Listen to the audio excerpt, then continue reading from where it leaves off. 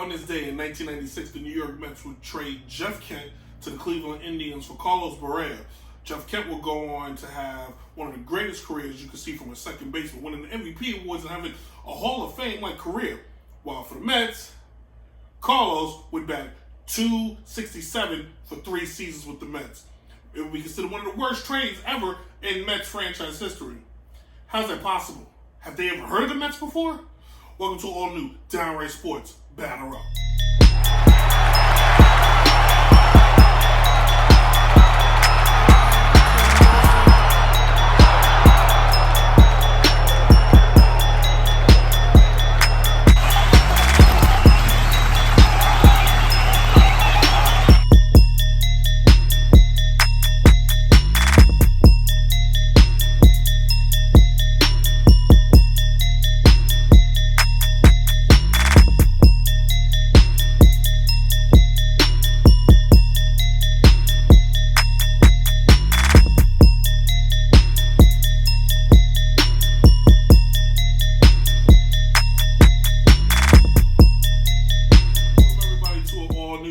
Sports Batter Up. I'm your host, Brent Reid.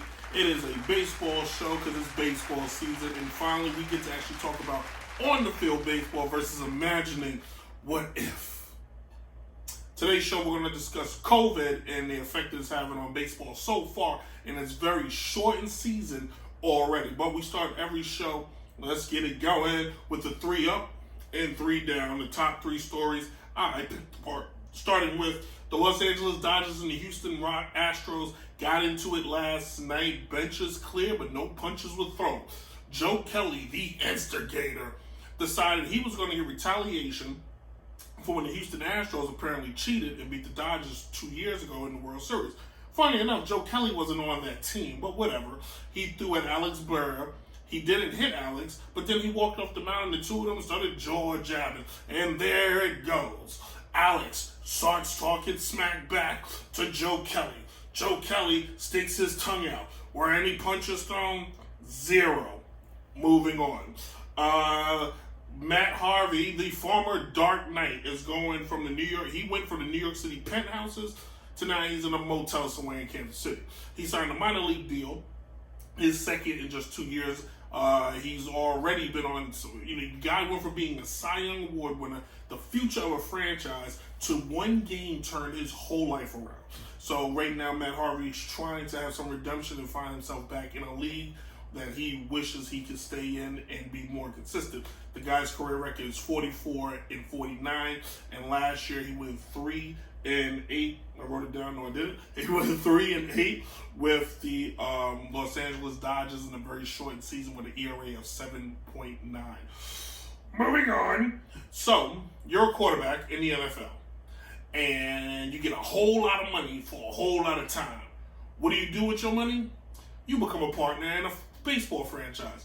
Patrick Mahomes, MVP, Super Bowl winner, all-around great guy, is now a part owner of the Kansas City Royals. This is good, I guess. Nothing has been detailed as far as does he get to make decisions, can he make trades, or is he there like as a figurehead? The Miami Dolphins have a lot of celebrities that are co-owners on that franchise, but don't get to make any choices. Serena Williams, Venus Williams, Jennifer Lopez, and a few others, but they don't get to say who gets to be part of the team. This is kind of like, hey, get your name on the stadium kind of thing. Now, we're going to try something new today. We're going to do all in our fold, a little poker humor, if you will.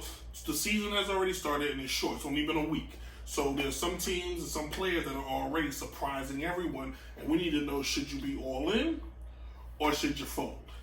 So, Nathan, I can't do any card tricks, but let's start with the Tampa Bay Rays. The Tampa Bay Rays, now there's a little bit of an asterisk because the Yankees have not played in the last few nights. We'll touch on that in the next segment, but the Rays are 4-1. They have been beating everybody, and they don't really have the star power some of the other teams that have been picked to win do. So, should we go all in or should we fold? I'm going all in. Why? Because of the simple fact that Tampa has been consistently good for the last few years now, and even they were the number 2 team in the East just last year. Does this mean they'll win the East? One never knows, but with now the new extension of the playoffs, 16 teams, they're guaranteed to make the playoffs, and they're in. Moving on to, where am I? Oh, the San Diego Padres. What? The Padres are making a little noise out there, finally trying to put some of that time together. They are also 4-1. But are the Padres, are we all in, or are we folding? I'm going to fold. I don't have faith in the Padres because I think the Dodgers right now are just kind of getting things going. They still got to get Clayton Kershaw back. They're still 3. They just played a big rivalry game against the Giants. Those games are never just going to be sweep, so you can forget about that one. And then not to mention, if Manny Machado continues hitting the way he's hitting, there's no way in heck they can survive and keep winning that division. So I don't see that one. I don't see that one coming to fruition. Moving on. Speaking of Manny Machado, will Manny Machado continue hitting below his waistline, below his body fat? I'm folding on that one. Manny Machado's a good hitter. They're paying him a lot of money right now. He's hitting around 185. That is not going to stand. His bat will warm up. Now, am I contradicting myself? Yes. I think the Padres may make the playoffs, but not win the division. Manny will heat up, carrying that team, because every team pretty much makes the playoffs when there's 16 teams in. So the Padres are going to be one of the better teams. Their Dodgers will pass the Rockies. The Padres, the Central will outbeat itself. So you'll find the Padres in there. And I think Manny Machado will at least finish the year. It's a shortened season. All he has to do is get hot and get a couple hits here. And he'll finish the season hitting at least 315. I'm going to give him that much. Mark it down. And then finally, are we all in or do we fold? David Fluster will stay over 400. The third baseman for the Los Angeles Angels is currently right now hitting 400. There's another guy hitting 700, but he only played 3 games. I'm not going to count him.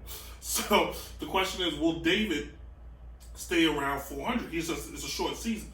He only really has to get like 150 hits, and he can kind of keep that going. So the question is, should we fold or do we go in? It's a tough one. I almost want to push on this one, but I'm going to fold. Even though he's got Mike Trout in that lineup, and that the Angels team seems to be better, and Anthony Rendon, 1,000 apologies, the team seems to be a little bit better. I don't see him hitting over 400. It'd be great if he does, but I see him probably hitting around 310 max. Reality will set in. He'll have more games on the belt and more at-bats, and that will happen. I like this segment. We're going to do it more often. Ladies and gentlemen, I just told you how to gamble, so tell all the kids. Let's check this out. So we're going to take a step to the side, and we're going to talk a little Corona and what it's doing to baseball so far in this shortened season, all right? So let's go. All right, so here's what's going on. We all know we've been living in a situation of craziness for all of 2020 so far. But sports is trying to give us a little bit of normalcy to the best of their ability. We know the NBA is playing in the bubble with the WNBA. Hockey is also, and so is soccer. But baseball has decided that they're not going to play in said bubble. They're going to try to give their players the most normal situation they can. What's the issue with that? Well, COVID is still very alive and well. And without any restraints or any restrictions on the players, it can happen to anybody, and it doesn't even mean to happen. The Miami Marlins, after playing in a series against the Philadelphia Phillies this past weekend, found out that they had 11 players affected and a coach affected with COVID. Fast forward to today, 17 total on their team. Now, fortunately, in baseball, no other teams have had any other cases, but it takes so long after you take the test that COVID, it's hard to detect it. Not to mention, you could be a guy with COVID and not have any of the symptoms. You don't have to sneeze, you don't have to cough, you don't have to have any of the itch. You just have it in your system and still spread it from the droplets. Now, COVID is very real. I will speak from experience. I've known 2 people personally that I've lost due to this crazy disease. And it just continues. So far, if we don't do our due diligence, the mask, it won't get any better. So if you're sitting around waiting for some fairy pixie dust to come spreading around, well, you just keep waiting. Now, baseball, in my opinion, should have went inside a bubble. Now, I wish today I could have spent more time talking about on the field stuff, but COVID is still hitting baseball rapid. Baseball doesn't have to teams don't have to worry about how many strikeouts or how many home runs. They need to be paying attention to how many guys they get sick. So far in the first week, it's already changed everything. The schedule, the travel, to where the Washington Nationals have refused to travel to Miami to face the Marlins. Now, the Marlins can't even play until at least Sunday. All games for the Marlins right now are suspended until Sunday. The Yankees and the Orioles had to reschedule their whole series because the Yankees were scheduled to play Philly for a home and home series, but because Philly was the most recent team to face the Miami Marlins, they've been exposed. Thus, now the Yankees could even play the Phillies. So we're gonna have the Yankees and the Orioles. Should baseball have played in a bubble? I think baseball could have had a very unique thing. They could have played in my theory is use the college ballparks. You could have went to North Carolina, because North Carolina hasn't been hit as hard as some of the other states. But they could have went to North Carolina. They could have had Duke, UNC, North Carolina State, Wake Forest, and used all their fields, kept the players inside the dorms, kept the players in maybe a hotel, and then kind of bubbled it that way and kept it safe, because it's going to be hard. You're going to be asking guys to just chance it, flying from New York to California, where you got pilots and flight attendants, where you have no idea, hotel clerks, waiters. It's a lot to be asking people to just hope.